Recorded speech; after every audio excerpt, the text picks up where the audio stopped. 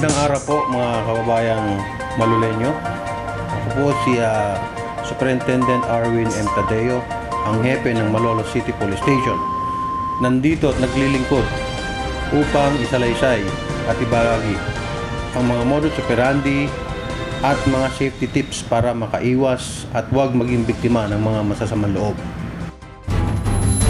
Salisi. Karaniwang target ng mga salisi ay mga tindahan, bahay, maging opisina na kung saan ang bantay o may-ari ay nababaling ang atensyon sa iba. May iwasan ito sa pagiging mapagmasid at huwag magpapakita ng mga mamahaling gamit sa publiko.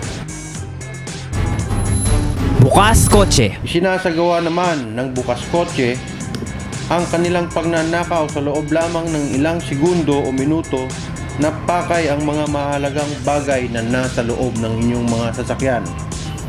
Gumagamit sila ng master keys o di kaya ay pwersahang binabasag o babaklasin ang bintana ng inyong mga sasakyan. Siguraduhing nakalak ang kotse bago ipark. Huwag ding mag-iiwan ng mga mahalagang gamit sa loob ng inyong sasakyan. Motor napping. Kadalasan naman ang dalawang katao nagsasagawa ng motor napping o ito yung pagnanakaw ng motorsiklo at nagmamasid sa kanilang biktima sa loob ng 15 hanggang 30 minuto at naisa sa katuparan ang pangunguha pagnanakaw ng motor ng 20 segundo hanggang 2 minuto lamang.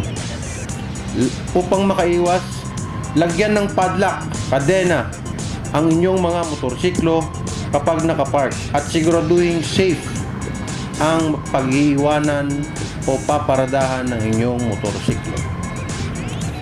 Snatcher.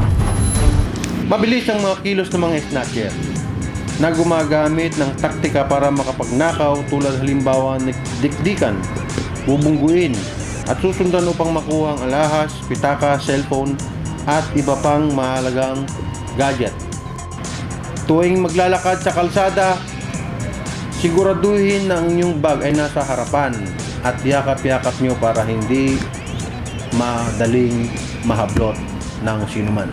Laging maging alerto, mag-ingat at iwasang maging biktima ng krimen. Pag may nakita o may nakita kayo mga kahina-hinala o kayo'y biktima, tumawag agad sa mga numerong ito.